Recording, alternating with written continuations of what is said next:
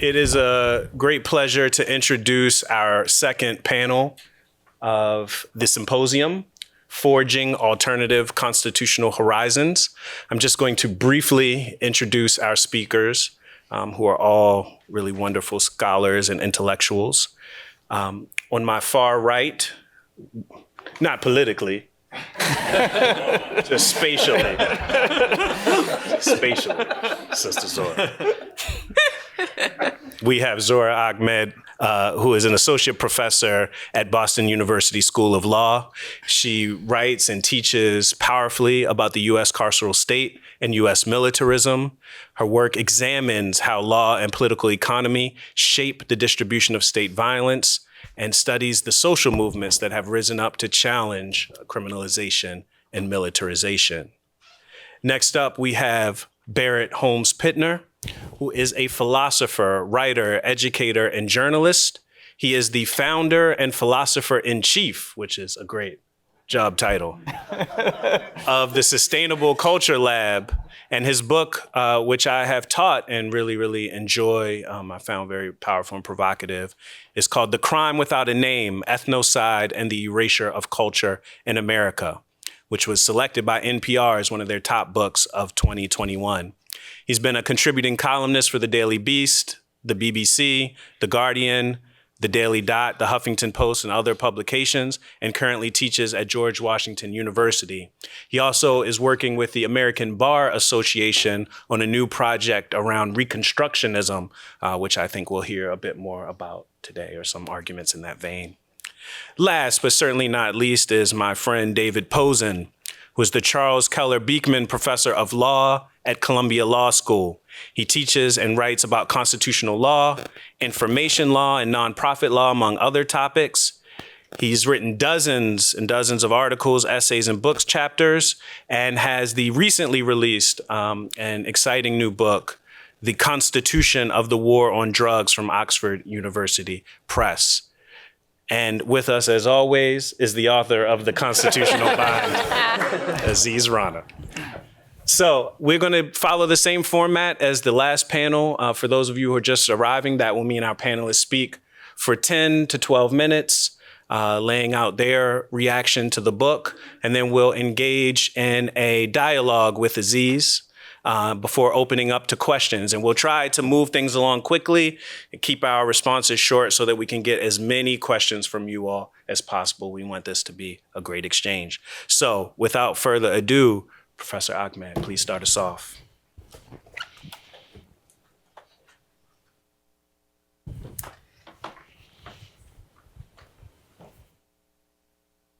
Hi, everyone. Well, first of all, just thank you to Sanjay and to Brandon for this amazing gathering, and to Elizabeth. And thank you to Aziz, who's been a mentor of mine for a long time, and particularly for just creating conversations like this where we can talk about constitutional law without sort of being involuntarily enlisted in some sort of patriotism. So I feel very grateful for that. What I want to draw upon is really the chapter 14 of the book, and to use that as a way to think about social movement organizing that's happening today. And my comments will really focus on the Black Panther Party and its allies on the left, who are simultaneously engaged in a domestic agenda to reform or reconceive of the Constitution, all the while maintaining strong internationalist sensibilities, which informed their local work. So first, I want to describe how global trends, particularly the phenomenon of colonization and decolonization, featured prominently in Black radical writing in the 1970s, and particularly helped shape their understanding of the carceral state. And then I want to discuss how a transnational analysis of state violence remains vital to their intellectual descendants, the movement for prison abolition. And then third, I want to conclude and just talk about how I think the movement for prison abolition, which is now an important constituent in any debate around criminal justice reform, broadly speaking, its laws and its policies, that the practice of prison abolition can help illuminate horizons for law reform that escape U.S. exceptionalism, in particular because they denaturalize the necessity of U.S. violence. So what I found really important about the book was that while members of the members of the BPP were engaged in an agenda to rewrite what we all have sort of established as a document that is fatally flawed, to reform it and to rewrite it within the bounds of the nation state, that they never lost their sensibility, their solidarity, their alliances with the third world, and that they in fact cast their lot with the third world, that they understood that those who had been minoritized by the United States shared something in common with those who had been rendered peripheral by the post-colonial global order. And so they straddled multiple registers, which is something that resonates with me, trying to rewrite something domestically while also staying engaged transnationally. And you see that in many different places. And of course, Aziz highlights that, but I just finished Orasami Burton's book about the Attica revolts in the 1970s. And the rebels understood themselves then as anti-colonial leaders, right? So this was a register that many in the Black underground shared. Incarcerated intellectual George Jackson, writing in 1971, spoke of a Black colony. And certainly class exploitation and racial subjugation might have created this colony. What Jackson and the rebels at Attica explained was that the prison guard, the police, personified the colonial master, and that the carceral state made the colonial relationship crystal clear. This was not just people who were incarcerated, not just the BPP, but of course, Martin Luther King Jr. himself spoke of a system of internal colonialism in which police officers vested with state authority were the enforcers of this order. Bobby Seale of the BPP declared in an article in '67, the racist military police force occupies our community just like the foreign American troops in Vietnam. Jackson, again, explained that the ultimate expression of law is not order, it's prison. So these radicals saw themselves as being outside of a democratic polity, subjected to foreign rule on asymmetrical and non-reciprocal relations of domination and coercion. And the police and the prison were the most obvious instantiations of this colonial relationship, i.e., they were being ruled by force rather than consent. And they contended that those interactions with law enforcement were the true face of the US state. So this view of the prison as this total authoritarian form of governance is anchored in a colonial metaphor. It's not incidental to it. It's not incidental to the writers and the authors' internationalist sensibility. And I think, in the context of teaching criminal procedure, which I do in my day job, that this kind of prism is, to say the least, totally radical, right? So in criminal procedure, the basis for teaching the class is a view of, or a myth of, a set of legal constraints, a myth that the prison and police are necessary to enact and to protect us. And I think more and more that myth is less and less credible to teach, but it remains there as one that you have to engage with. So I want to just emphasize that the view that the carceral state is authoritarian is one that cannot be understood except if you anchor it in understanding that it comes from an understanding of colonization. That's because the colonial metaphor places violence as critical appendage of the state, because one is being governed not by consent but by force. And that the authors or the radicals who formed this metaphor were reading individuals like Fanon and Césaire, who developed this view of the state directly from their experience of colonization. Now, of course, as Aziz does, I think, so well, is that he highlights the limitations of the colonial metaphor, which I think will be obvious to many.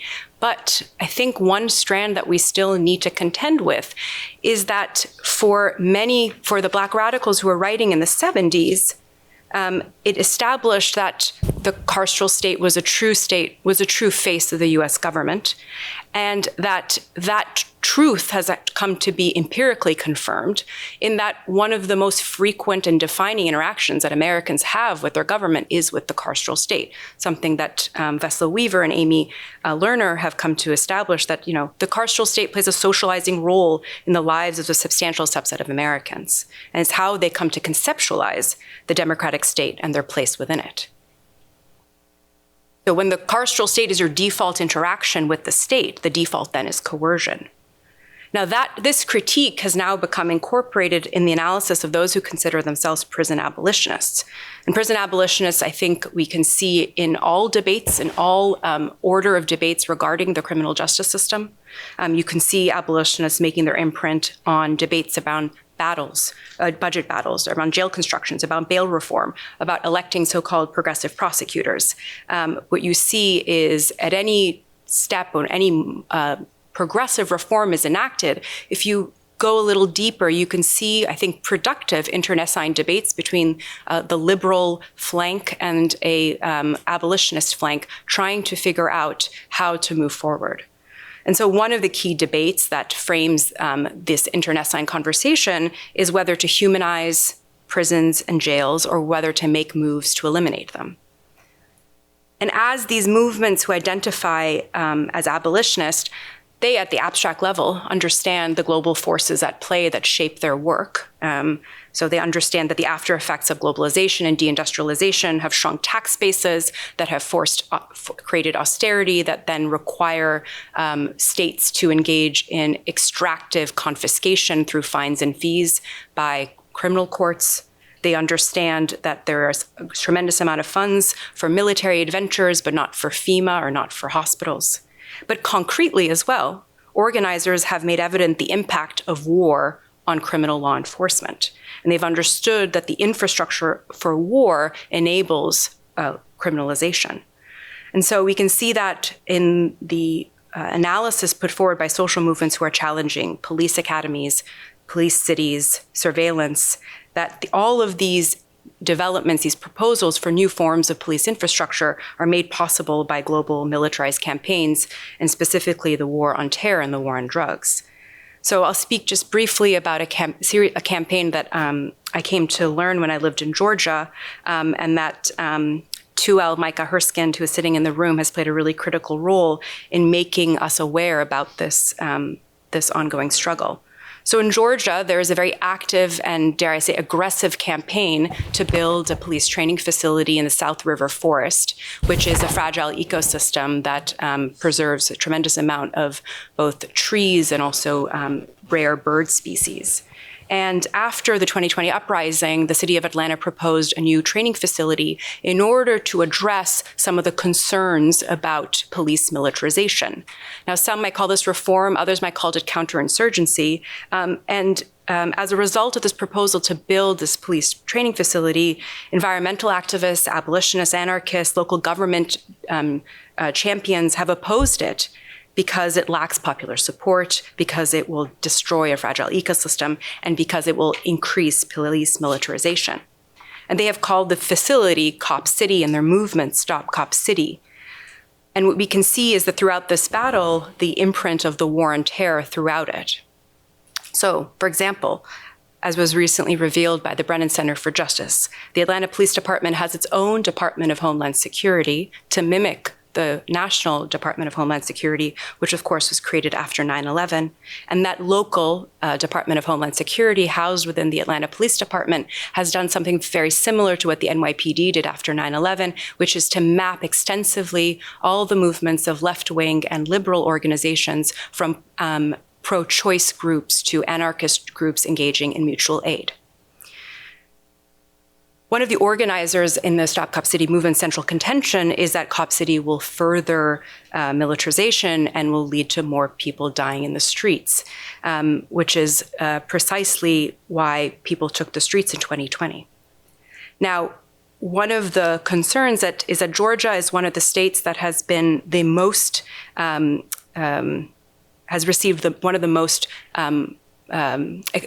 military materiel through military surplus programs, what is called the 1033 programs. And there's a concern that the Cop City will allow police officers to learn how to use that equipment with greater dexterity and will encourage more military surplus to be transferred to local police department. Now, the beginning of those programs was during the war on drugs in 1990, passed by George Bush Sr., and it's been a really critical contributor to the militarization of police forces, and it's been one of the ways in which we see a lot of fatalities as a result of drug raids. The Cop City will also host Georgia International Law Enforcement Exchange Program, which the Council on Islamic American Relations has raised concern because it will increase the risk of racial profiling and, in particular, Islamophobic profiling. The original exchange that Gilly envisioned was an exchange with Israeli military and Israeli police departments. Organizers who oppose Cop City have also drawn attention to how the training facility will only enhance the use of fusion centers. Fusion centers were something created after 9/11, and because the lesson learned after 9/11 was that there was insufficient intelligence shared across various law enforcement agencies, and therefore there had to be greater fusion between local and federal agencies. And there's a concern that the Cop City will only add to this robust industrial scale forms of surveillance. And then finally, and perhaps most convincingly, I think, organizers who are part of the Cop City movement were last year charged with domestic terrorism, which I think is sort of a clear instantiation of the imprint of the war on terror on repression against abolitionist organizers, and more broadly illustrates the ways in which the fight against the criminal punishment system in the United States is inextricable from fights against militarism at the global stage.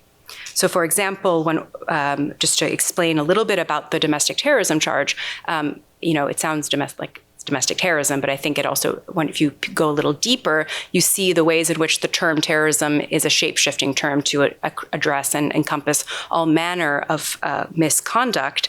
It was a law that was initially passed in Georgia after the white supremacist Dylann Roof killed Black members in a church in Charleston, South Carolina. But the law was actually drafted by the fossil fuel industry to increase penalties for environmental activists who were protesting pipelines, and is now being used against abolitionist and racial justice organizers who engaged in property destruction. So this understanding of seeing the imprint of the war on terror on domestic battles against criminalization is an understanding that is not just my own, but it is one that is, I think, become part and parcel of abolitionist movements. And I think they take cue from their predecessors, George Jackson, Angela Davis, and the BPP, who understood that the infrastructure for domestic and international surveillance and policing were deeply integrated.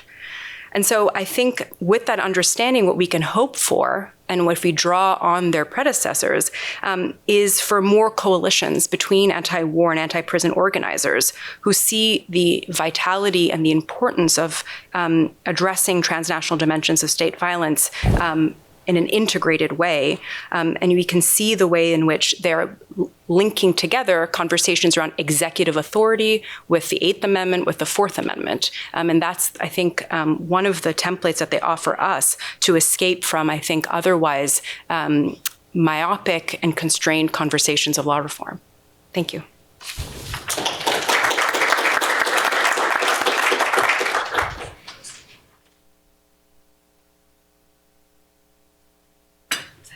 That was great. Fantastic.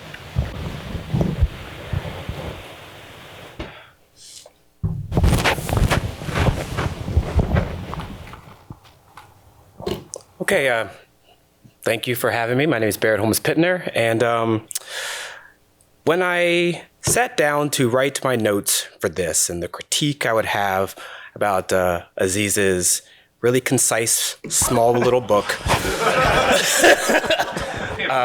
just like a brochure. And so when I thought about what I would write, it hit me that I actually think I'm here today because I'm the type of voice he was saying needs to be in this space. I am not a lawyer. I have not gone to law school. I live in DC. I'm around them all the time. But I am not a lawyer. And I'm a philosopher, not because I have a PhD. I'm a philosopher because I decided to be a philosopher. And so the reason, and when I tell people that I'm a philosopher, and it's fascinating because when you start saying that at first, people think you're a crazy person. They're like, how can that be a thing?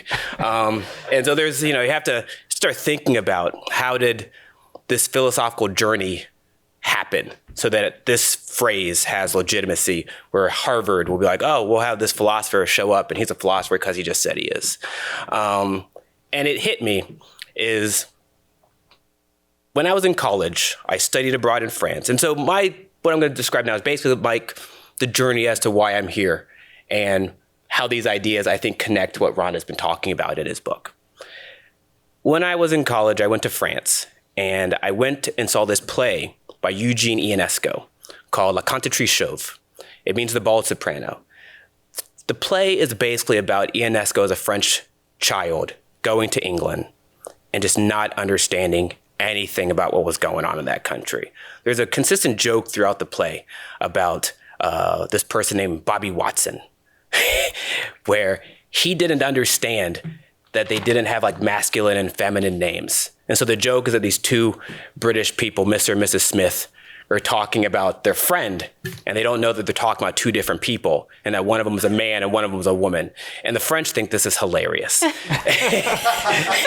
And so as I watched this play, and my French was only mediocre at the time, I didn't really understand everything they were saying, but I felt what he was saying. And I felt that feeling of being in an absurd place. We're in an environment, you just don't know what's going on. Everyone else seems to think it makes sense, and none of it makes any sense to you.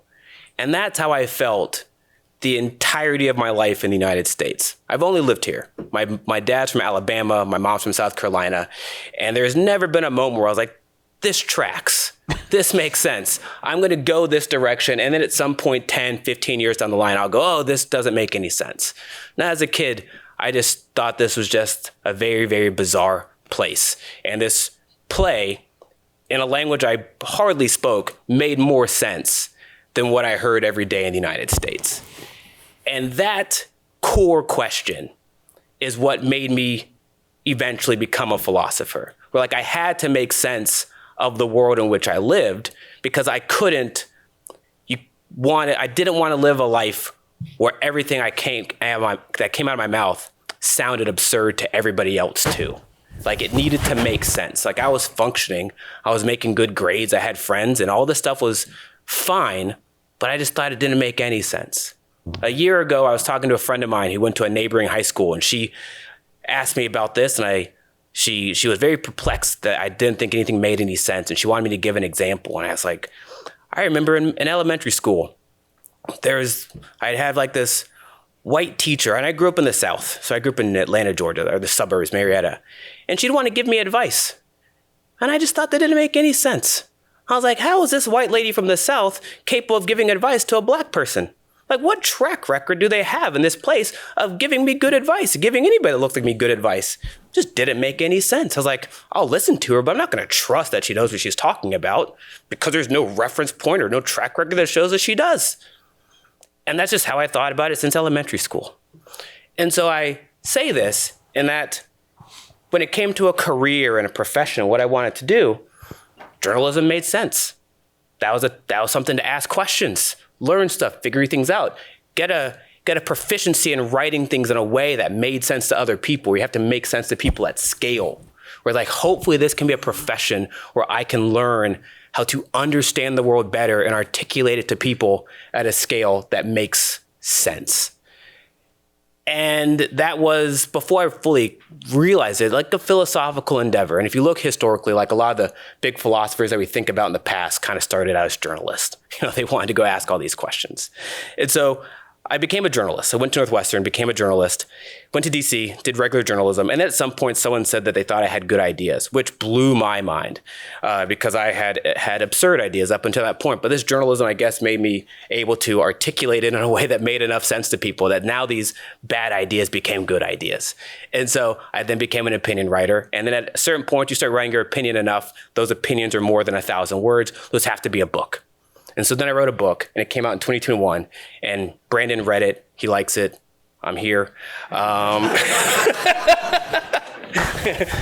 And this book existed to explain how I saw the world and how I saw the United States. I see the United States through a cultural lens, where culture is your attachment to a place, and the stuff that you make to survive in that place. So like if you live in a warm place, your culture looks like stuff that you need to have be in a warm place. If you live in a cold place, it's like that. Like if you go to Scandinavia, their culture consists of burying a lot of stuff in the ground and hoping that like you can eat it when the winter's over.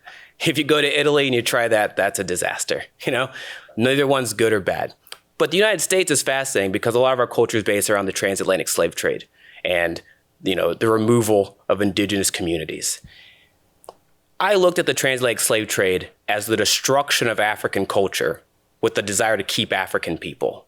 And it hit me that America didn't have a word for that. And so the word that I formulated, and then fortunately I found out that somebody else had already made it, but no one really paid much attention to it, is this word ethnocide. This gentleman, Raphael Lemkin, when he made the word genocide after World War II, actually during World War II, also made the word ethnocide because Jewish people were a genos and also a nation, culture, ethnos. But clearly genocide got the most attention and ethnocide kind of became some like niche little sector that mostly they talked about in regard to indigenous communities, where the destruction of their environment is also destruction of their culture because their culture, like how culture is supposed to be, has an attachment to place in the environment. For African Americans, the destruction of African culture was an intentional agenda. And then the goal was to keep people devoid of their original culture so that they could be exploited in perpetuity in this country. And then America started coming up with a narrative to act as though that thing didn't exist. So what ended up happening as I looked at this book, as an American, you go, when's there an era where we try to like not be ethnocidal or normalize ethnocide? Like when did that happen? And for me, that happened during the era of Reconstruction. Reconstruction was that era where we tried to transcend our ethnocidal norms and create a new country that was more inclusive to non-European people. And so one way of looking at it is, I'd say, like type of freedom that America had when we freed ourselves from the British, or they freed themselves from the British, is like a freedom from. Reconstruction was trying to cultivate a freedom with the other. It's a different interpretation of freedom that I think is quite significant that we can apply to like a legal framework, but also a cultural framework too. And so Reconstruction became that. And so as I was thinking about this, I was also a journalist, and I was writing about Donald Trump quite a bit in 2016. And so it hit me that Donald Trump back then was doing a lot of fascist stuff. And my publication didn't want me to write anything saying that he was doing that. Actually, this was 2015. But eventually, they let me write one about it after some Trump supporters beat up a Mexican person in Boston, actually, and said, you need to go home. I was like, this is what fascism does. Like, if you say these people should get beat up and their supporters go beat people up, this is kind of like check in the box. So let me write this. And this was in August of 2015. I wrote this piece, said this Trump thing isn't funny anymore. And it went viral. And that was, I think, the first mainstream publication that used fascism in association with Donald Trump. And I really would have loved it if people liked to listen to me back in 2015, but they didn't. And so far, they don't listen to me that much either, but hopefully that changes. But what ended up happening from this is I listened to Donald Trump. I started thinking about Reconstruction, and I formulated this theory called the American cycle. And I'm going to share really quickly how it works, and this connects to why I'm here and Rana's book. And so let me do this real quick. See if it works, Look at that. All right, this is my American cycle concept. Look at the founding at the beginning. That's when he tried to have a democracy that had ethnocide as part of it. All right, that's the beginning. Chattel slavery is ethnocide in that iteration.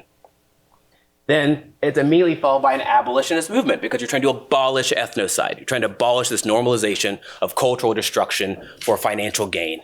And then clearly our racial dynamics are also follow along this construct where like whiteness and black are separated because there's this ethnocidal divide. One group gets their culture destroyed. One group gets to destroy that culture for profit. Abolition, Republican Party, Civil War, and then you have Reconstruction. Oh, I got 3 minutes. I'm gonna go fast. All right. Reconstruction. And so Reconstruction, boom. And then you have the Redemption era, which is the era that comes afterwards where they try to undo all the progress of Reconstruction.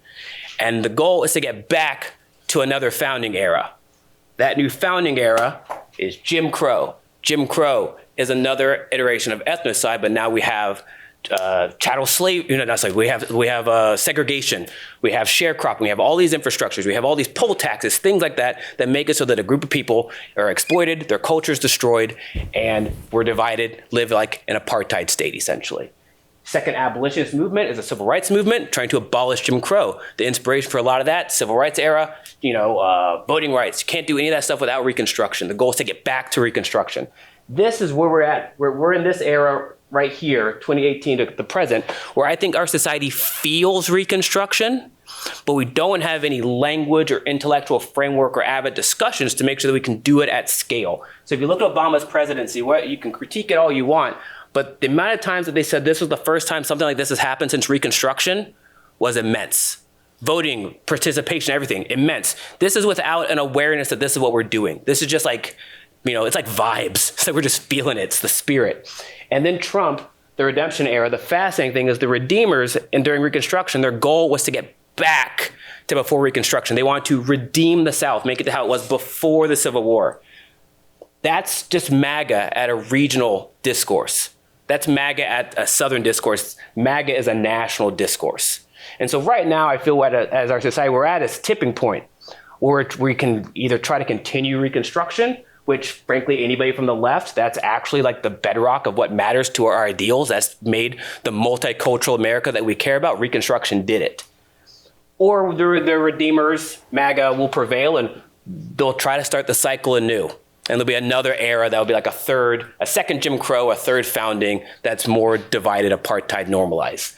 That's where we're at. And so I'm here because I feel at the end of the book, when they're talking about the ideas of how we need to perceive the Constitution, what trajectory we need to take the country, I think looking at Reconstruction, having a Reconstructionist approach is a way to look at it, a way to discuss it. These are the avid conversations we need to have as a society.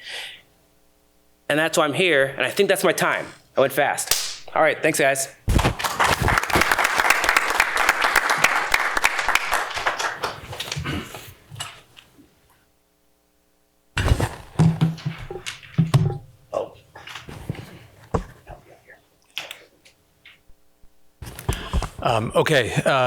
I want to just first thank Brandon and Sanjay for inviting me, and Aziz for writing this extraordinary book that's the occasion for our discussions. I am a lawyer, unlike Barrett, so I'm going to be much drier, I fear, and make three main points about, just right away, like a lawyer. About the book's treatment of pathways and barriers to a new constitutional horizon, the topic of the panel. And I'm going to suggest first that constitutional veneration is probably overstated in the book as an obstacle to a new horizon. Second, that problems of constitutional structure are, if anything, understated. And third, that both the perils and the promise of one vehicle for constitutional reform, that of a constitutional convention, which Aziz mentioned earlier, deserves a lot more attention. So first, the book on constitutional veneration. The book suggests at numerous points that our culture of Constitution worship is part of what has thwarted essential democratic reforms in the past, and it continues to be this a problem for those who want to envision a more emancipatory future. And this came out somewhat in the last discussion, but I would agree with a lot of what Aziz said in the last session and Robert about constitutional veneration infantilizing our politics, obscuring harsh truths, and shaping and deforming our conversations in all kinds of ways that deserve critical scrutiny. But nonetheless, I think it's not clear that it ultimately poses such a big problem to radical reform projects. I'll just make 2 points. I've made others about this in a review of the book. The first, I think, is pretty obvious, perhaps, which is that the book itself demonstrates powerfully what a big tent constitutional veneration can be. That is, in Aziz's cast of characters who are contesting political issues from a place of constitutional veneration, we find ethno-nationalists, but also abolitionists. We find Christian evangelicals, but also progressive New Dealers. We find law and order conservatives, but also left-leaning civil libertarians. In the conversation already, we've heard of Timothy McVeigh and Du Bois. So clearly, there's a lot of play in the joints with constitutional veneration if it can accommodate such a diverse cast of actors.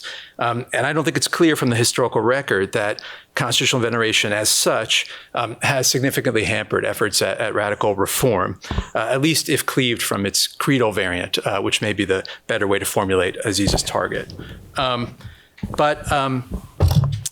Okay, and the second point, however, is to look comparatively, not backwards in time to historical record and how it contains actually quite a few venerationists who are also inspiring progressive reformers. But also, if we look abroad, what can we learn about the effects of constitutional veneration?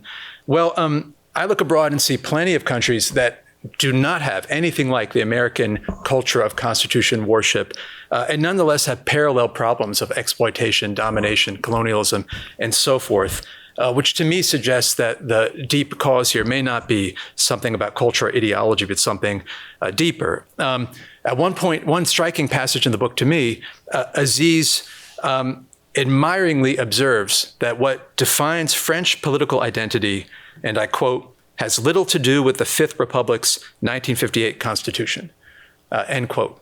So France doesn't suffer from constitutional veneration like we do. Other countries, including Israel, the UK, and Saudi Arabia, don't have a written constitution at all. They do not suffer from constitutional veneration of a non-existent canonical document. And if any number of emancipatory advances haven't come to pass in those countries, it therefore must be due to something else. And the persistent pattern of socioeconomic domination and democratic dysfunction across so many modern states might point us instead to forces like global capitalism rather than any domestic constitutional ideology. On both scores and others, I think the ideology critique that the book offers of constitutional veneration is powerful and an important contribution, but that the book perhaps is missing a causal account of what constitutional veneration actually does to policy options. And without that kind of account, it's hard to tell what work it's doing at all. Just how deep or broad is constitutional veneration as an empirical matter, and just how much does it constrain political possibilities? Might it be more rhetorical bark than policy bite? Okay, that's one a critical challenge I want to pose, which again I take to be the tasker, even though the book is so abundantly rich in virtues.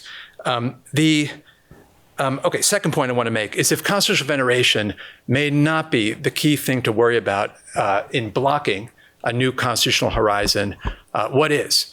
Maybe lots of things, but I just want to highlight some points about constitutional structure that I think might be useful to add to the conversation. So we've already touched on a few of the familiar villains, and this comes up early in the book and in Aziz's remarks. We've got the Electoral College, which can thwart the national majority view on who should be president. We've got the malapportionment of the Senate with 2 senators per state. We've got the world's most difficult to amend procedure in Article 5 of the Constitution.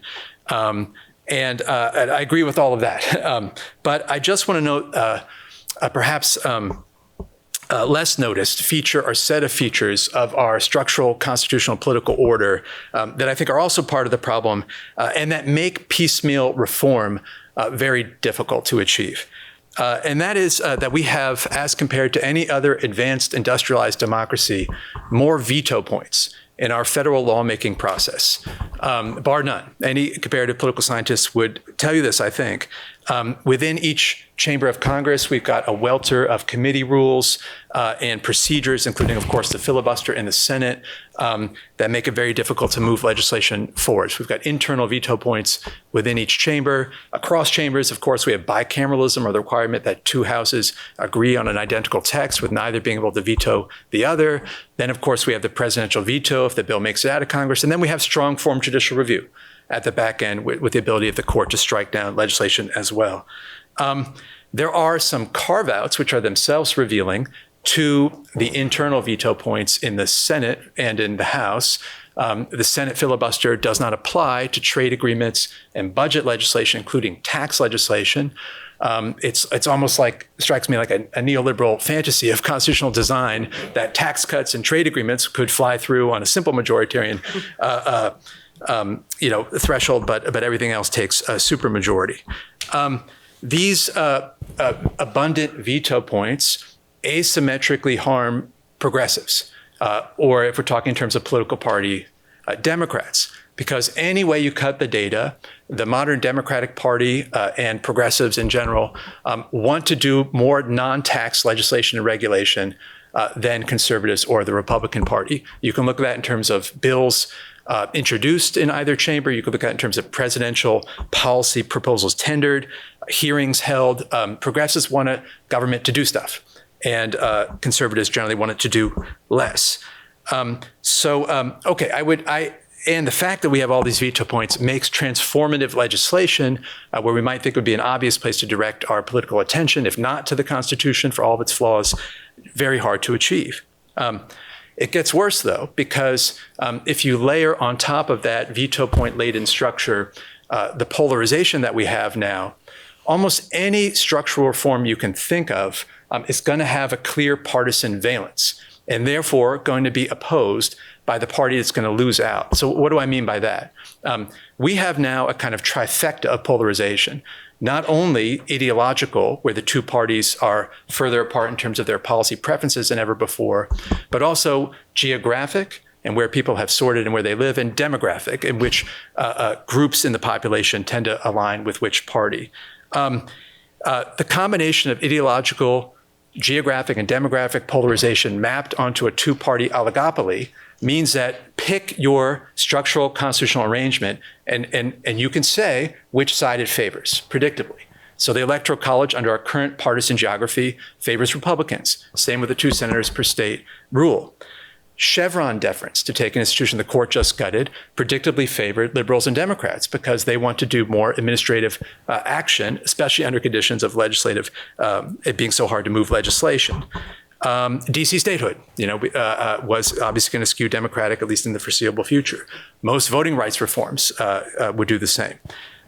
So the fact that it's so hard to move legislation and any effort to do anything structural is going to immediately elicit charges of partisanship and predictably help one party over the other makes me skeptical about our ability to do, through ordinary politics, a lot of what we might need to do to reach this new horizon. Okay, so that leads me to my final point, which is there is, however, one major structural reform project that's well underway that actually could circumvent some of these pathologies of our ordinary legislative process, and that is the right-wing push to hold an Article 5 convention that Aziz referred to earlier. So I'll end by saying some words on that. The campaign, as Aziz noted, is referred to as the Convention of States campaign. It is funded by the Koch brothers, the Mercer Foundation, ALEC, and other kind of leading institutions in the right-wing firmament. And it is making dramatic headway. It's already picked up about 20 states, and it needs to, I should have stepped back and said for non-lawyers, the 2 ways to amend the Constitution under Article 5, either 2/3 majorities in both houses of Congress can agree to propose out to the states an amendment, which then 3/4 have to ratify, or the other procedure we've never ever used in our country is 2/3 of the state legislatures call on Congress to petition Congress to call a convention. Congress is then obligated to do so. The convention meets, proposes reforms to the Constitution, either one amendment here or there, or a fundamental redesign, and then that goes out to the states for a 3/4 vote to ratify. Never had a convention, but again, this effort is well underway to have our first one. Well-funded and gaining steam. They need to get 34 state legislatures to get there. They already seem to have picked up about 20. A prior effort to have a convention to pass a balanced budget amendment got to 28 states recently, suggesting that there's real appetite on the right for this. Supreme Court reform for the foreseeable future, any fundamental Supreme Court reform is a pipe dream. A convention is not. A convention is not. This is actually the major structural reform effort that has legs right now. So what do they want to do? Aziz already alluded to this. Basically shrink the federal government. The Convention of States wants a balanced budget amendment, but they also want to reduce Congress's powers under the Commerce Clause and the taxing power and the spending clause. They want all federal legislation to be subject to veto by a majority of state legislatures, things of that nature. Particularly important, I think, are the rules for how a convention would run that they insist upon, and indeed they say are required by the proper originalist understanding of Article 5. And they say those rules include that it's one state, one vote at the convention. Every state sends a delegation, and each state delegation votes as a block. So one state, one vote. And the delegates are selected exclusively by the state legislatures, who have power of recall and instruction over the delegates. So state legislatures choose the delegates, tell them what to do at the convention. If on any given day they don't like what they're doing, they can yank them back and replace them. So it's a state legislature-dominated affair. State legislatures are perhaps the most notoriously gerrymandered institutions in our country right now, to the right. That's not a coincidence. So this whole thing is set up to achieve a set of federal government incapacitating right-wing long-term fantasies. So what has the progressive response been? Here, I would say, except for Sandy Levinson, the response has been some combination of willful denialism that this is actually happening and gaining traction, and categorical hostility to the idea of a convention, just deep, deep convention phobia. And I think Aziz's book reflects this, albeit in an especially subtle and sophisticated form. It is striking that given his diagnosis, Aziz is very wary of a convention, and at the end of the book counsels against going for it. So Aziz notes that right now the conditions look inhospitable for a convention to go well for progressives. I think he's not wrong about that, but I want to suggest, as I close here, some reasons why people looking for some new horizon for the Constitution really can't afford to give up on conventions and ought to attend to it much more than I think we tend to in conversations like this. So one is just a point I already basically got at earlier about structural constitutional design features being a major, major stumbling block to the kinds of reforms I think the country needs, and I think Aziz would agree, that can only realistically be addressed through a convention. They're not going to happen through piecemeal legislation or amendment efforts, in part because of the partisan valence issue I mentioned before, and the difficulty of moving legislation in general. Okay, so if you think we can't legislate away some of these deep-seated features of our system. But second, I think as a matter of democratic principle, it's wrong to give up on the convention as a vehicle for fundamental political and legal change. Aziz warns us against nostalgia, a kind of constitutional nostalgia. You could think conventions are the ultimate site of nostalgia. We're going to bring back Philadelphia. And the Convention of the States people, by the way, they dress up like the founding fathers from Philadelphia when they have held their mock conventions. Okay, I'll finish up here. But actually, a convention today could be an anti-nostalgia, an antidote to nostalgia, insofar as it would let current generations of Americans actually decide for themselves what their fundamental legal arrangements are going to look like. Thomas Jefferson, famously, in a letter to Madison after the Constitution goes into effect, says we should have a convention every 19 years or so, or else popular sovereignty is going to yield to constitutional stagnation, decay, and dead hand rule. I think on that score, Jefferson was onto something. And indeed, kind of uncannily, the median lifespan of a constitution in other countries around the world today is 19 years. So other countries, in one way or another, tend to do constitution rewriting exercises much more than we do. I think we can't rule out the convention because of fear of the Convention of States. In principle, it is an important design mechanism for current generations to reclaim popular sovereignty. Okay, and I'll just end by saying two more points. One is we've had a lot of conventions at the state level. We've had over 230 since the founding, and they've gone pretty well. I'll just quote here the legal scholar and political scientist Jonathan Marshfield, who has the most comprehensive study I know of late, looking at state constitutional convention performance throughout the 1900s. And Marshfield, I'm quoting him, finds compelling evidence that state conventions have been effective at empowering statewide majorities over misaligned and recalcitrant state legislatures, consistently dislodging advantages that wealthy private interests enjoy during ordinary legislative sessions in favor of groups with broader interests, fewer resources, and more public regarding agendas. Okay, just to say that conventions have actually been powerfully democratic vehicles in the 18th century when they helped curb legislative malapportionment and expanded the franchise, and into the 20th century, 19th century, 20th century, as Marshfield documents. And then finally, I'll close on this note, which is it may be coming whether we like it or not. Larry Lessig here at Harvard has written that there's a 50% chance, Lessig has written that it's unstoppable, the Convention of States movement. It's coming, it's too much money and power behind it, it's unstoppable. The leaders themselves of the Convention of States campaign slightly more modestly put their odds at 50% that in the next 5 years, we're going to have our first ever constitutional convention. Now, maybe that's hyperbolic, but it goes to show that this is a real threat or possibility. Which one is it? I think it all depends on design. The version of a convention that the Convention of States organizers want would predictably be a reactionary exercise. One state, one vote, state legislatures run the show. But we can imagine, and I've argued in favor of drawing on what the states do in their conventions and having a very different system of one person, one vote, popular elections of delegates, and this could in fact be a radically democratic affair.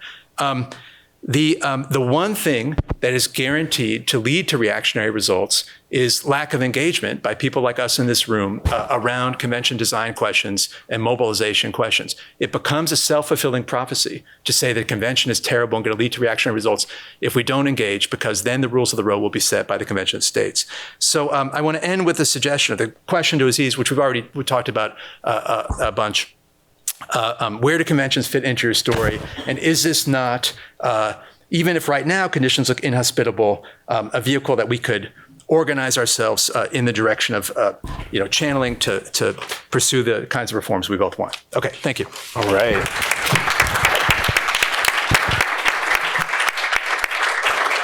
Thank you all so much. Aziz, I'll give you right of first response. Just try to keep responses short so that we can get some questions on the table and have a little bit of back and forth. I'll do my best. Yeah. Sure. And know that we have you for the keynote too. So there's so much there. So I might try to go in reverse order, if that's okay. So the first thing is about to what extent is this a story of ideology, and how much does ideology effectively determine the political possibilities that folks find themselves constrained by? So is this a story of constitutional veneration, or are there other things that are going on?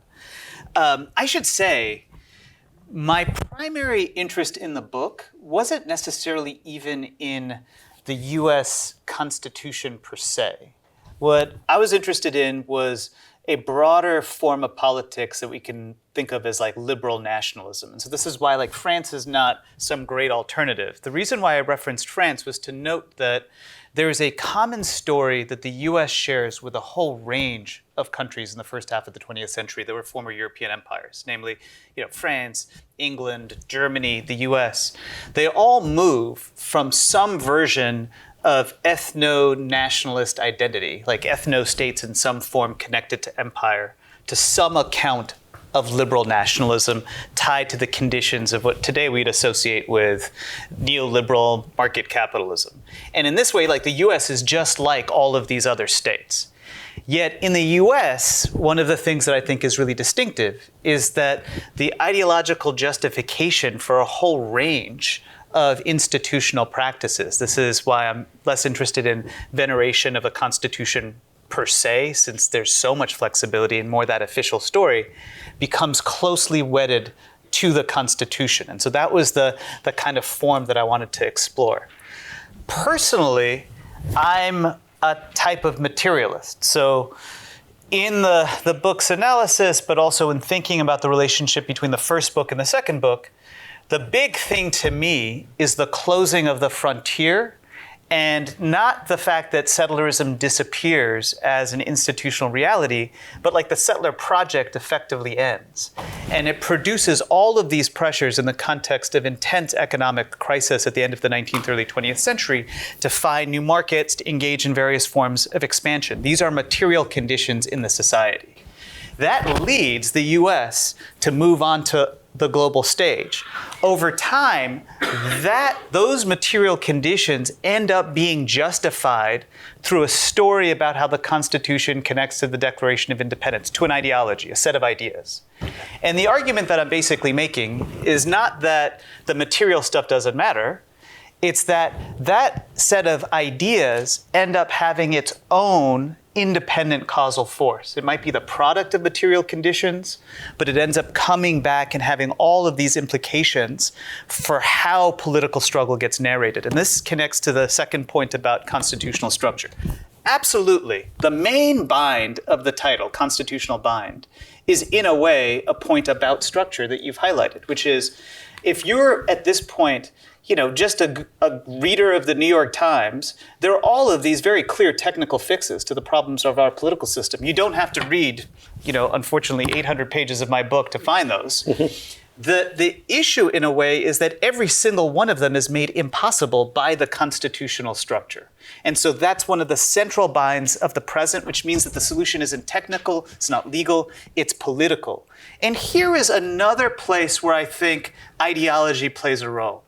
One of the reasons why the book has such an expansive set of political actors that I read as constitutional, from Afeni Shakur to Harry Haywood, that was black communist from the 1920s and 30s that's thinking about the Black Belt thesis, to James and Grace Lee Boggs, to folks that were involved in the Trail of Broken Treaties and thinking about indigenous alternatives to our institutional arrangements, is that the terms of the ideological form that's come to cloak over our institutional politics has dramatically limited the range of actors who are thought of as relevant for thinking outside of the structural bind, both in terms of how they navigated the strategic predicament of earlier moments, like the fact that there are institutional arrangements that they made their politics highly unlikely, and so that they have tools to give us in precisely coming to grips with those types of strategic questions. And they also had a whole range of institutional alternatives beyond just let's get rid of the Electoral College. Well, what would, if we're at this moment where perhaps, to use Barrett's frame, like we're hurtling toward refounding or thinking in the most capacious terms, what are the options that we have besides just patching leaks and thinking more as broadly and capaciously as we can? And that's a kind of constraint that is a product of the ideological formations that we live in. And so this is why the book ends up taking the form of a discussion about competing, contesting political arguments, competing, contesting forms of constitutional memory. And that gets to the last point about the convention. So what I say in the book is that I don't think this is the right moment for the left to be calling for a second convention. And I'm also suspicious of whether or not when the convention comes, that the convention I would back as a matter of first principles would be one that's still organized around Article 5, because Article 5 still has to go back to the states for ratification. And all of this has to do with the nature of the existing infrastructure. To the extent that it's built around the states, then it necessarily privileges right-wing forms of politics. And so the thought here is not an opposition to the convention, but to think alongside radical activists in the past. The SPA, many of these parties, had included within their platforms a convention call. That did not necessarily mean that they wanted a convention right now, because they understood the convention as part of a politics, as the product of how do you actually build a transformative majority that could then justify dramatic ruptures from the existing institutional infrastructure. And it was also predicated on a kind of claim that you can see with convention calls elsewhere. Whatever you think about what happened in Chile, that it's notable that the shift to the convention first started with 30 years of labor organizing and student activism. Its initial spark were mass transit strikes that brought to power a left political coalition that were making the argument about constitutional change as just part of the material changes and demands that people wanted. In order to get better healthcare, better jobs, you need changes to the Constitution. And then when it came time to writing the Constitution, they weren't like, you know what rules we should abide by? The constitutional order and the forms of reform that Pinochet set up in the old Constitution. They said, no, we have to think of a new set of arrangements that would justify a new constitutional politics.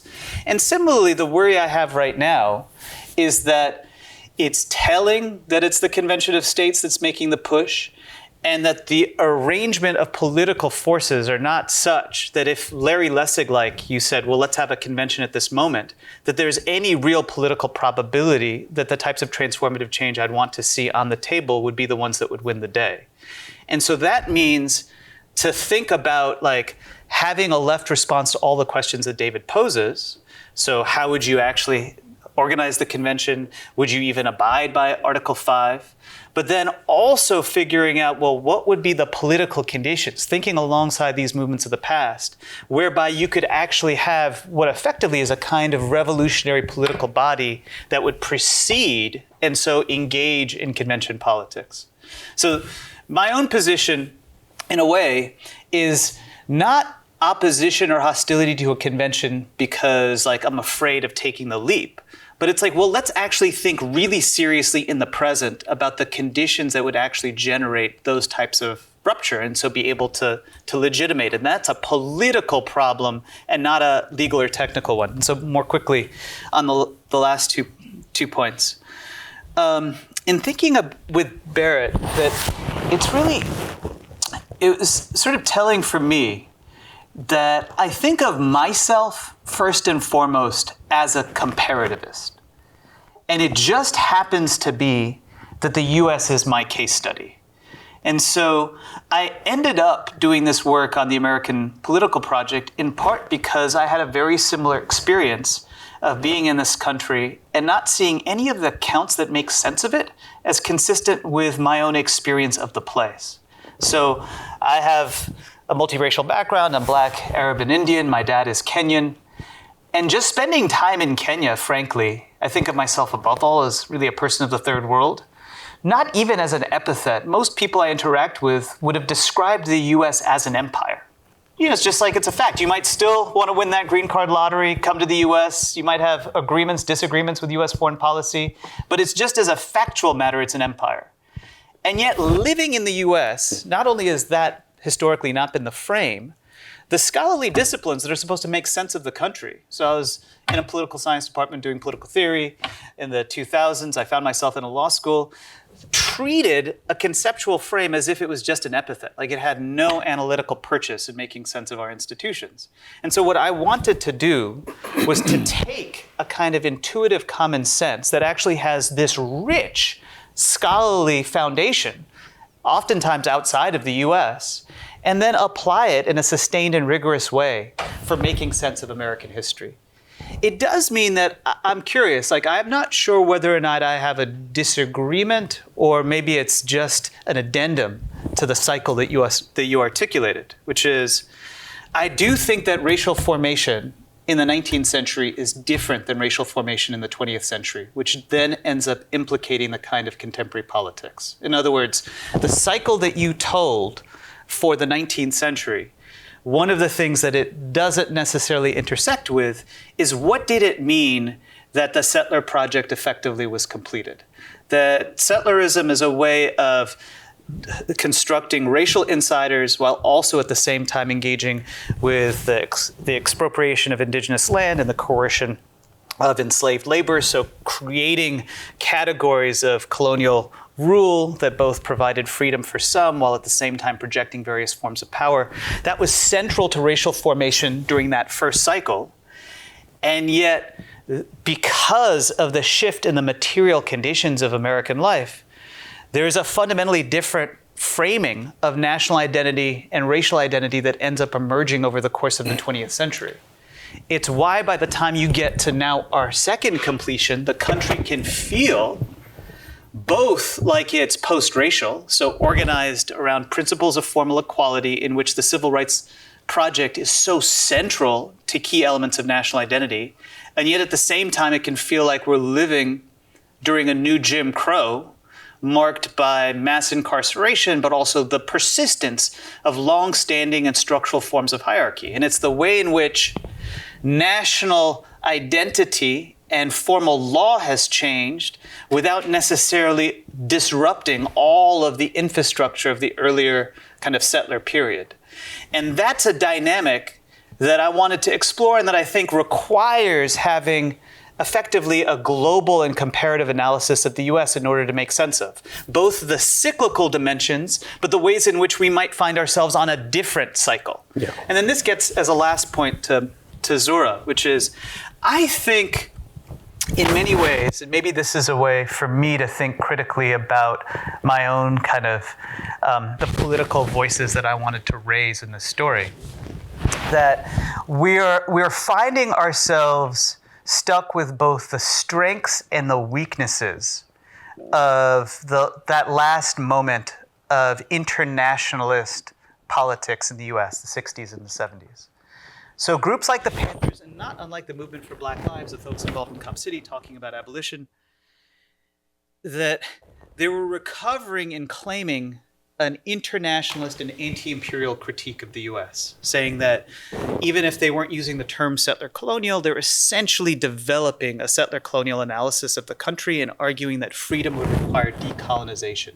And they had a whole range of elements that you can see in the Revolutionary People's Constitutional Convention, many of which are now coming back in abolitionist politics. So concurrent sovereignty with indigenous peoples, reparations both at home but also for those that are subject to foreign power overseas, a freedom budget that's tied to universal guarantees for jobs, for income, along with extensive rights protections on socioeconomic grounds, a demobilization of the carceral infrastructure, so policing and the prison system, a fundamental transformation of the national security infrastructure, an extensive conversation about the history of colonial crimes, as well as an effort to actually subvert, overcome various forms of ongoing security impunity, based on the idea that these are the same kinds of claims in a broad sense that we can see operating in decolonial imaginations elsewhere. All of that is back on the table. But one of the things that was a huge problem for the Panthers, and that I think is a problem now that we have to grapple with, was the extent to which that mode of anti-imperial politics had been rendered extra institutional. So the Panthers were developing these arguments at a time in which the possibility of actually holding electoral power, like winning elections in the US, using legislation and constitutional change to alter the existing infrastructure, had basically been removed from the table because of the conservative turn of the white working class. And it also meant that the Panthers de-emphasized elements of the decolonial imagination even within Black politics that you see with James and Grace Lee Boggs, that you see with Harry Haywood, that you see with Du Bois, which is decolonial imagination has to be tied to a theory of institutional democracy. Like, what would it actually mean in a society like the United States, where white and non-white communities are deeply imbricated amongst each other, where you can't have removal, you can't have a zero-sum politics, that you have to have some inclusive theory of democracy? How would you reconstruct the actual institutions of the state so that those procedural arrangements went hand in hand with the kind of decolonial imagination? All of that stuff, unfortunately, got dropped by the time you get to the Panthers. And I think that's part of what we're struggling with now, where the revival of 70s anti-imperial politics is in a way a revival of one half of the decolonial story in a context in which there's very little institutional power for the broader transformations, and so it hasn't been connected to the what you'd call the procedural, but let's say the theory of the institutions of democratic governance. Sorry. Thank you. That was great. So I want to make sure you all are gathering your questions. I'm just going to, I had a couple I wanted to follow up on, and I think this ending point is a really good one for, I think, between you and Zohra, about there's a way in which thinking about that moment of left radicalism, black radicalism with its kind of internationalist or transnationalist vein, there's a way of thinking about it as an analytic, right? That you can't understand the way that Ferguson functions without understanding the ways in which US police are trained and the war material circulates, and certain legislation or punitive practices are made possible by the kind of legal order that comes out of the war on terror. So analytically, that may all be persuasive in a way that politically it's less so. And so I just want to push you all to say a bit more about why you seem so hopeful about the politics, because I can see other areas of black transnationalism that make a lot more sense, right? The abolition of slavery, you're appealing to European conscience and European working class that has real leverage over whether European nations recognize the Confederacy. During the Cold War, you've got real leverage over the Supreme Court and the State Department if you play the game of creedal constitutionalism. And you've got an opponent in the Soviet Union that expresses real concern with egalitarianism and racial equality. That whole arena, anything that's familiar to that seems no longer to exist. There aren't competitors in the geopolitical sphere that say the same things about racial equity. There aren't an existing social movements the same way that the transnational labor movement might have operated. So I'm curious as why, even if you accepted everything you said as an analytic, the internationalism seems to be a right place to invest political strategizing in the present. Yeah, I think that's both true and tragic in some ways, that there may not be clear, that you're not going to win if you push forth an abolitionist vision. And I think we're seeing, or an abolitionist, internationalist vision, forget about abolition. I think this is part of also just around kind of thinking after 2020 and the both what the movement for defund created, the space that it created, then also we're in a moment of carceral recovery. And so where do we go from here when a lot of those debates, I think, are present, but there's not sort of clear political will to move that forward. And to me, I think one hopeful thing about potentially coalitions like the one I described in Atlanta around kind of the carceral state and militarism is that actually there's a lot of overlap on like budget battles, right? That actually opens up a totally different horizon that is much more, that is a positive vision that thinks about funding at both at the federal level and the local level. And I think that, if you think about kind of defund actually is coming from War Resisters League's work to defund the Pentagon, and then also coming from the compromise of the people's budget that Bayard Rustin put in that contained nonetheless like a jobs guarantee as well as funding for the defense. I think those are lessons that both both sides of this kind of domestic and transnational potential coalition to challenge state violence may have in common. And I think that may be where you could build majorities. But I think I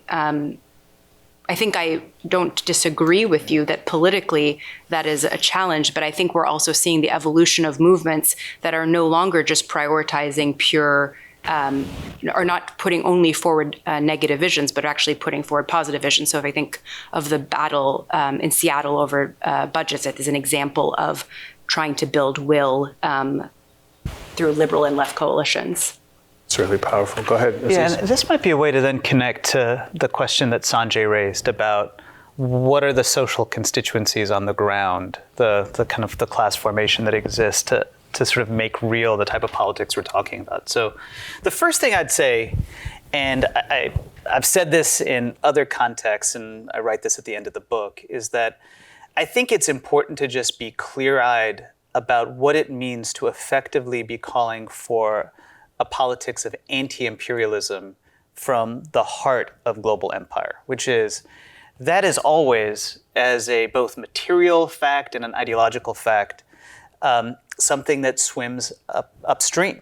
Because whether we're talking about the mid-19th century and the benefits of territorial expansion for internal economic independence and freedom, or the mid-20th century when we're talking about dollar hegemony and the expansion of American global markets for sustaining a domestic New Deal, that some version of social democracy and empire have been a much closer fit. But there have been moments in time where you have, if not majority support, but a significant plurality of the public that's organized around anti-imperial politics. Probably the version of it that's closest to really claiming and gaining political power are the socialists and progressives in the early 20th century that on class terms linked an anti-war position, an anti-imperial position to constitutional change. The problem for me of the SPA, by the way, had an analysis of the constitutional order very similar to what David was describing, namely that the only tool that the poor have is the tool of the vote, and that's broken up in a million ways by a constitutional order that makes it very easy for an invisible government of socioeconomic elites to rule. But the party, by and large, and radical activists at that time cleaved their analysis from a sustained critique of what we might call racial capitalism or colonialism or the particular forms of white supremacy that marked the country. Then in the 60s and 70s, you had an anti-imperial politics, but in a way it had lost a white working class. And so it had articulated, in my view, a pretty rich account of decolonial possibility, but it didn't have a social base that could back it up because of the conservative trajectories. The thing to me that's interesting about the present is that there's now an embedded part of the American left, so not the biggest plurality, and with interestingly sort of fractured social class compositions, that's actually trying to combine the democratic analysis of something like the SPA with the decolonial analysis that you'd have gotten from the Panthers. And that's something that's really striking. It tells me probably that this is a position that is not going to win majority support on those terms. It's why at the end of the book, what I defend is not that everybody should just abandon the creed, become third world or socialist internationalists, and imagine that a decolonial democracy is going to emerge by convincing people of this ideological form. It's instead to think in deeply pluralistic terms about what are the actual material grievances that constituencies across the partisan divide actually experience, and how would addressing those material grievances help constitute something like a class-conscious, multiracial majority.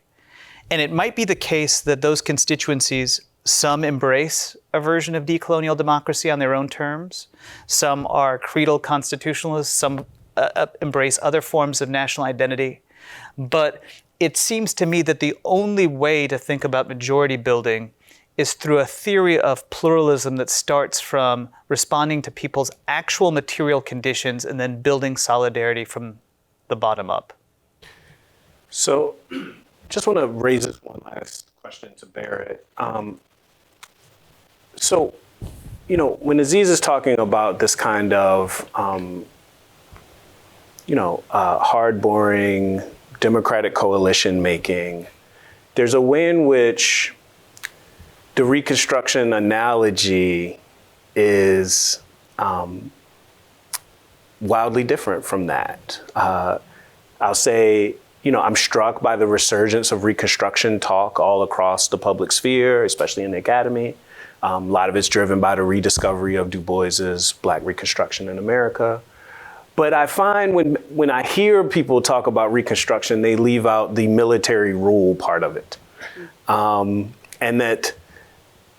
that's how the conservatism of a white working class that was at odds with this project was dealt with in this moment that you identify, and I think a lot of other people identify, as this moment of extraordinarily transformative possibility. So I just would like to hear you say something. It's a question I'm sure you get a lot about that, about fixating on that moment, given that the military rule part of it is so anomalous for the progressive redemptionist forces. Reconstructionist forces, excuse me. Yeah, so I'd say, first off, with regards to Reconstruction, most Americans know very little about it. And if you're a progressive, pretty much, almost everything that you like about the United States derived from that era. So there's this really profound catch-22 where we don't really even know our origin story, and now we have to spend a lot of time like taking it apart to understand how all the various different pieces work. So there's all like so many open-ended questions because the origin story is just unknown to the people. And so with regards to the militarization of the South, like the militarization of the South wasn't due to the Republicans who won the Civil War having an agenda of militarizing the South. It was that once they prevailed, they assumed that the Southerners would say, oh, we lost. Usually when you lose a military engagement, the other groups in charge, you just kind of have to go with what they say. They quickly found out that all these Southerners, despite losing the Civil War, were completely, they had no qualms to continue their agenda. The fact they lost was completely irrelevant, and if you gave black people rights, they wouldn't care at all. And so in order to exercise democracy, they were forced to militarize the South. Like the Ku Klux Klan and all these other white supremacist groups were just groups of former Confederates that didn't get their weapons confiscated. And they just said, okay, well, we can't wear these uniforms, we'll wear these uniforms. And our agenda is we were going to try to win control over the United States militarily. Now we'll just try to do it by corrupting elections, intimidating African Americans, intimidating the white people who are on their side, and making so that like the elections go our way. There is a, after the Civil War, the Republicans were quite shocked at when the Southerners who were part of the Confederacy and they lost and their Congress was going to get back in session. They said, well, before the Confederacy started, I was just a senator from Georgia, so I'm just going to go back to Washington, D.C. and act like nothing happened, and I'm going to show up and just vote for all these racist Southern policies.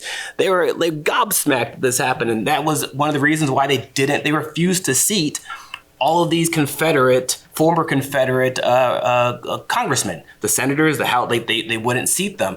These states weren't allowed to have representation in Congress until they ratified the 14th Amendment and agreed to have new state constitutions that legalized and agreed to the 13th and 14th Amendment. And so like the lengths with the Republicans had to go that they didn't expect having to go at all in order to exercise democracy, I think that's the lesson that we should take from that. And on top of that, it should remind us the lengths that people are willing to go if you try to have a multicultural, equitable democracy in the United States. Like I wrote a piece about January 6th and how everyone was saying how they were astonished that this happened. It's like, well, if you just look at Reconstruction, they overthrew the government in Louisiana for the exact same reason. Like there's the fact that they have an agenda that they're applying at a regional level and now it's at a national level and they're doing the same thing at a national level, like nothing's changed. It's just that the territory is bigger and they're doing the same thing, and that's just what happens. And so like so I guess to answer your question is it makes sense to start asking questions about Reconstruction because we need to know about it. But I think the question we shouldn't be asking ourselves is, if you're a left-leaning American or a person who cares about like diversity and equality and multiculturalism, where that was created or when that was created. Like that was created during Reconstruction. And so if we want to look at the Constitution, look at how to structure things, look at how to make our society, we need to start homing in on this area because that's where it all came from. Like I think Aziz's book points out that after Reconstruction ended and the Redeemers were starting to undo all of the progress and come with a new narrative of Reconstruction, that it was a failure because of corruption or African-American incompetence or whatever, then they became a new narrative of America just naturally just solves our racial dynamics and we become multicultural, and that was just the organic like progress that the founders created because they could have amendments. They completely disregarded Dred Scott. Where Dred Scott said their intention was that these people were never going to be citizens, so therefore they can't even bring suits. They just disregard that. I think this is one of the massive problems where if you find the anchor, the origin, not at the actual origin, you're going to go astray. And that's where we're at. I'd say to also just to follow up on a couple of the questions that were up here. With regards to the difference of like the cycle and the eras and like how the America is different now, like we're not expanding, the people that are here are different. It's kind of like if you do the analysis without like a clarity of like the philosophy that people are engaging in. So like, I think a simple way to look at this would be like, I'm a big sports fan and I really like how a coach will have like a philosophy of how they want to play the game. You know, like I'm a soccer fan, the coach will have a soccer philosophy, our team plays this way. Does that mean that when they play each team, they play the exact way? Of course not. They make adjustments based on the opposition, but the goal is to execute the philosophy in the different environments. The environment's different now, but the philosophy of, you know, ethnocidal cultural destruction, apartness, the cultivation of others to demonize and to like be against as the motivation, that's still the same. That's been the same since the inception, and they're still doing it now. It's just that the people and the land are different, so it's applied differently, but it's the same idea. And that's why Reconstruction now, or Reconstructionism now, if it would be applied, it would also clearly be doing slightly different things too. And one real quick thing, I think a big issue that the left often has when imagining solutions, and I think this is a really profound problem, is if you look at westernized thinking, good is more often than not an aspirational thing. And we conflate being anti-bad and being pro-good as the same thing. So if we're trying to do something good, we're going to deconstruct this, we're going to decolonize that.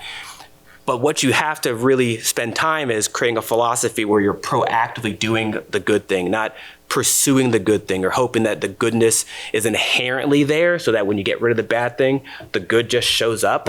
I think westernized thinking inclines people to do that all the time. And we spend all this time taking apart bad things and then just get really sad when the good just doesn't magically appear. And then we just do that cycle over and over and over again. I think Reconstruction's quite profound because like this was an era that was about transcending the anti-ness and being pro-good and being quite radical in that pro-goodness. Can I say quickly? Yeah, please. Quickly, I'll say on that note, that reminds me of a point I meant to make, which is I think if I had to identify one ideological culprit that has stunted our structural constitutional imaginations, it wouldn't be constitutional veneration, but rather the liberalism of fear that, you know, I think took hold over the American, let's call it democratic coalition in the late 20th century. Some evidence of that is at the state level, where people don't venerate their constitutions the way we do at the federal level. We've had the longest ever drought in having state constitutional conventions in U.S. history. There has been none since the early 1990s. And that's because in all the states where the question of whether to hold a convention has come up, people are too terrified of the bad things that might happen and that by their adversaries than any good that they could do, you know, collectively.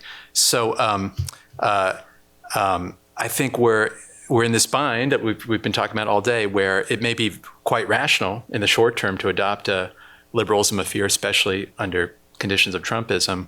But over the medium and long term, it's a self-defeating strategy. You end up defending, you know, smaller and smaller terrain, and you lack this motivating, you know, aspirational vision of something big you could achieve together. And the second, last thing I'll say is the discussion of the Black Panthers made me think. Just yesterday, I was at a conference on nonprofit law, and I think the civil society infrastructure of dissent is also evolving in the late 20th centuries in ways that complement your story and reinforce creedal constitutionalism and small c conservatism in our constitutional and political economic imagination. So I'm thinking of the rise of foundations and you know, heavily endowed nonprofits as the you know, kind of the seeders of movements and the gatekeepers to success in a lot of ways. On the Black Panthers is this great work by a scholar named Robert Allen and another book by Karen Ferguson about the Ford Foundation's engagement with the Black. Maybe you know this work well. And they in the late 1960s, the Ford Foundation decides we've got to do something about the Black Panthers.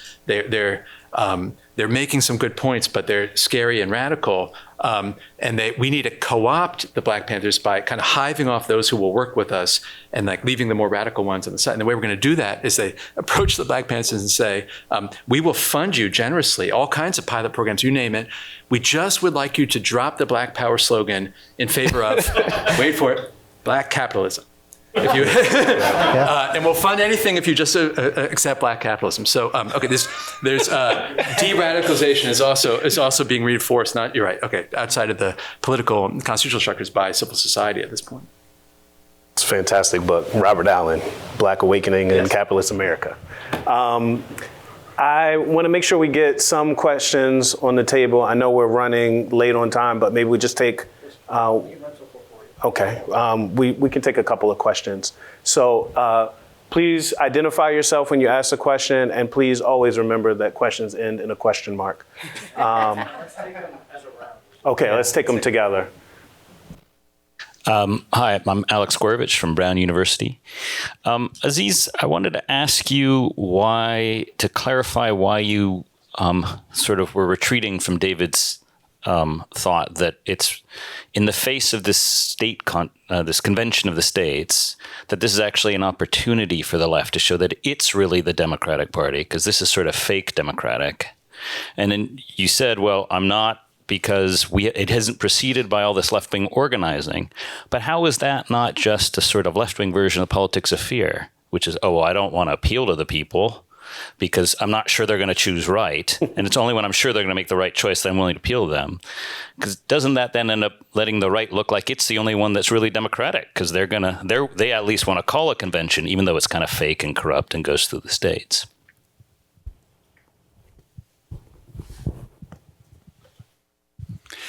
Thank you. I'm Brian Highsmith. I'm a fellow at HLS. I wonder if we might disaggregate the function of a constitution between a set of values that orients and maybe is thought to constrain democratic politics, and then the rules of a game that prescribe the procedural processes through which politics takes place.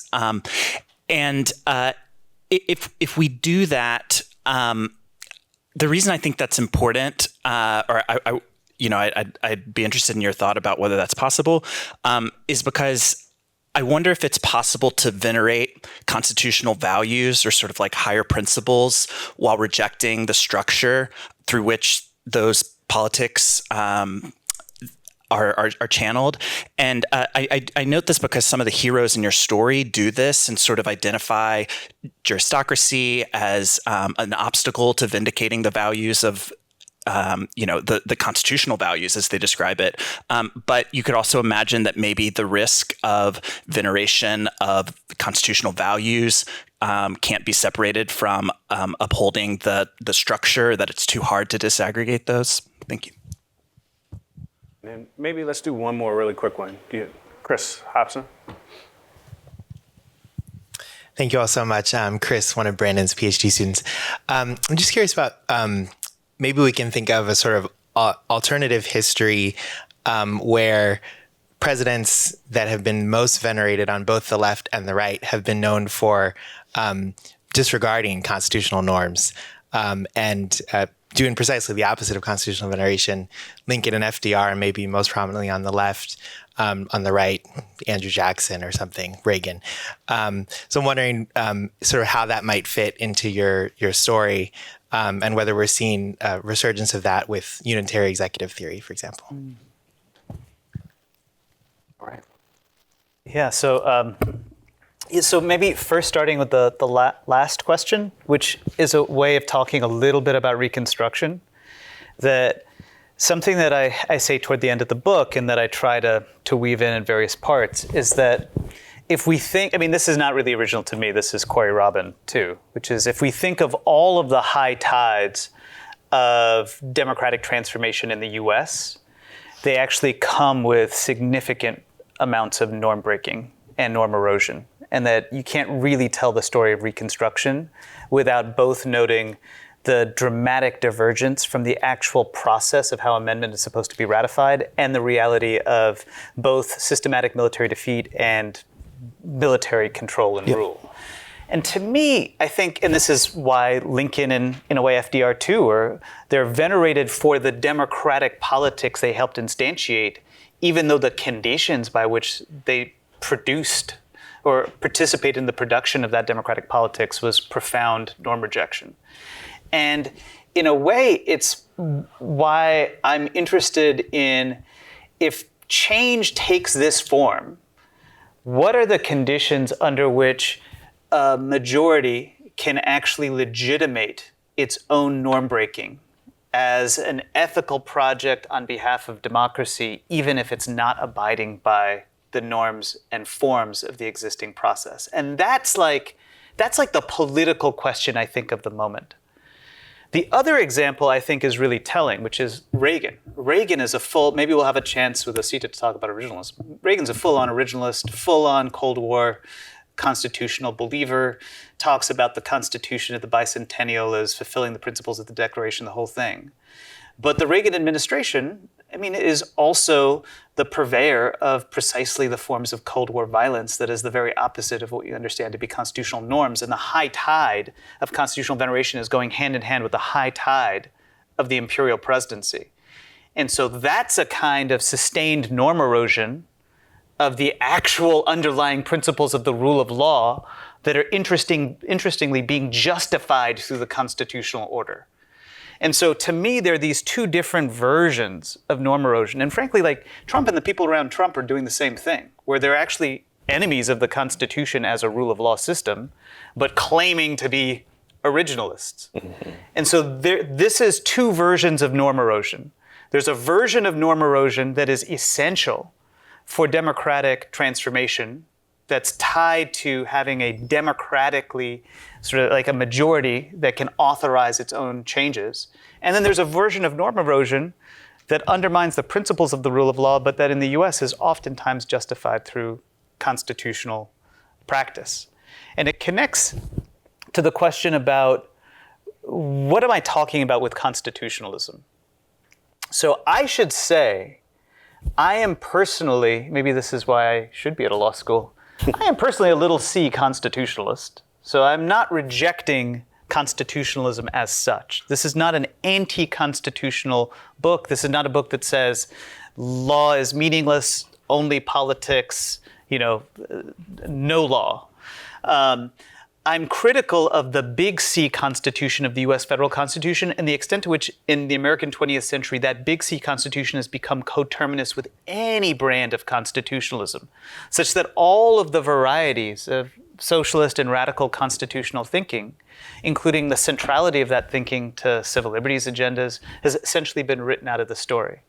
And so in a way, I think part of the project here is to disentangle the two and then to think about, so why is it that I would say I'm a little C constitutionalist? I'm a little C constitutionalist because maybe I'm a fairly conventional democratic socialist. I think that the state is an essential instrument for the transformation of collective life. And for the state to serve that function, there needs to be a set of procedural arrangements that organize the legitimate exercise of the state. And that those arrangements at the same time have to be constantly subject to revision, renegotiation, so that as a society changes, there's the potential for a mobilized base, a government behind the government, to authorize new and more radical alterations to the organization of the state. But I'm not somebody that thinks that the state is going to necessarily wither away. And in this way, that's basically the theory of constitutional politics that folks, for instance, like Crystal Eastman or Debs were imagining, which is there has to be an arrangement for the state, but the state is always articulating the class formation in the society. It's never perfectly just. And so it has to be open to transformation and alteration. That's a theory of constitutionalism that is not the theory of our Constitution as a formal law that stands above ordinary law. And notice, maybe this is something we can talk about in the next section, it's also a theory of the Constitution that does not distinguish ultimately between what you might think of as the formal Constitution of the institutional arrangements that lawyers and judges and law professors care about, like how do you set up the court system, how do you construct legislative authority, and the material constitution of how is the society itself organized, what do the intermediate institutions of society look like, how are they connected to the existing state form, what capacity do they have as sites of authority to transform the state form, so that those two things are also interconnected. But this is a very different way of imagining what a constitutional order is. And then as a last point, this is something that this question of whether or not I'm articulating a left politics of fear is something that I definitely am struggling with, because the argument here, and maybe this is just being too cute, is to say it is imperative even now for folks on the left to actually think of what a convention would look like, to engage in constitutional education of the kind that the folks involved in the Convention of States do. They hold yearly constitutional conventions where they go through what their process would be. They figure out how they would operate within it. I think all of that stuff should be done. And then there's a question of when do you actually hold it? So I think it's imperative now. So a problem that I have with some elements within the left is because of a kind of knee-jerk suspicion of, liberal parliamentarism, proceduralism, to see the constitutional domain as necessarily the bad kind of reformism and not want to participate. The constitutional domain sets the rules of the game. Even a convention sets the rules of the game that ends up privileging particular power relations and particular forms of change that are possible. You have to have an imagination, a constitutional imagination about how to navigate that. So you have to have a theory of from how you'd interact with the courts to how you'd reconstruct institutions to whether or not you'd hold a convention and what that convention would look like. At the same time, it is a political question of whether or not, what's the moment to actually call for the authorization of a convention. And I could be wrong about the political judgment. My worry about the political judgment is that we're living during a moment right now of intense left intellectual sort of ascendance. The ideas of the left, and even the analysis about the need for a different kind of constitution, which had once just been the bastion of a small radical subset. These ideas are now not just part of the mainstream, but are really claiming a kind of center stage. But they're taking place in a context of really limited institutional power, because we've experienced 50 plus years where all of the institutional sites of left power, including and perhaps especially the labor movement, have been systematically attacked. And so this doesn't strike me, given that convergence of intellectual ascendancy and institutional weakness, as the right time to say, okay, now let's get on board the Convention of States and imagine that it's going to produce the outcomes that we want. But it's fair. It's a political judgment call that maybe is like the Social Democrats in Germany. We're always we believe in the revolution, but you know what? Let's not have the revolution for a really long time. That's like my look in the mirror. At the end of the day, am I just Kotsky? Well, on that note, please give our panelists a round of applause. Thank you, Zohra. Thank you, Barrett. Thank you, David. Thank you, Aziz. We'll reconvene right at 5 p.m. on the dot.